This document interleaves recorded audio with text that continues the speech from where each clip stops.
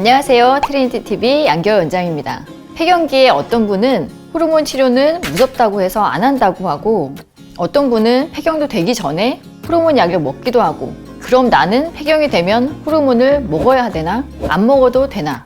먹는다면 어떤 약을 먹어야지? 얼마나 오래 먹어야 하지?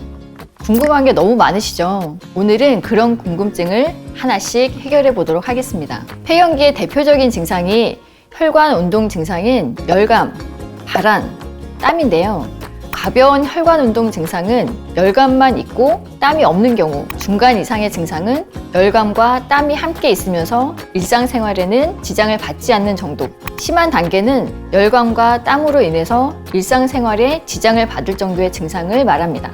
호르몬 요법은 이러한 혈관 운동 증상이 있는 여성에게서 가장 효과적인 치료 방법입니다. 그 중에서도 중간 이상의 혈관 운동 증상이 있는 경우에는 호르몬 요법을 시작하시는 것이 좋습니다. 그런데 미국의 내분비 학회에서는 가벼운 안면 홍조만 있는 여성에서는 실내 온도를 낮추고 여러 겹으로 옷을 입고 알코올과 매운 음식을 피하고 비만 관리, 스트레스 조절 같은 방법을 먼저 제안하기도 합니다. 질 건조감, 가려움, 배뇨통, 성교통 같은 증상이 있을 경우에도 호르몬 요법이 필요할 수 있는데요. 하지만 이런 경우에도 증상이 심하지 않고 열감 등의 혈관 운동 증상이 없는 경우에는 저용량의 여성 호르몬 크림이나 질정 같은 치료법을 1차로 사용하기도 합니다.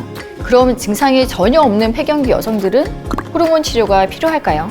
모두 다 호르몬을 드셔야 되는 것은 아닙니다.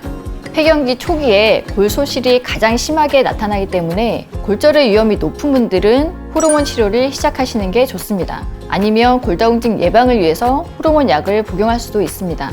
하지만 60세 이상에서 골다공증 예방만을 위해서 호르몬 약을 드시는 것은 권장하지 않습니다.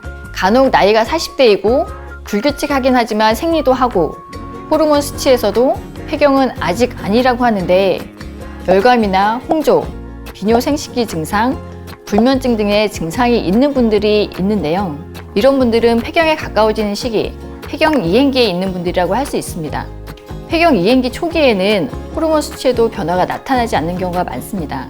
이 시기에 나타나는 증상들이 폐경에 가까워져서인지 아니면 다른 질병이 있는지 확인 후에 다른 원인이 없다는 것이 확인이 되면 호르몬 요법을 시작하시는 것이 좋습니다.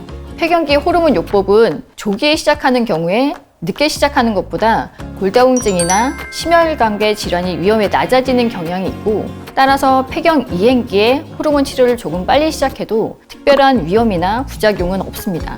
오늘은 폐경기 호르몬 요법이 필요한 경우에 대해서 알아봤습니다.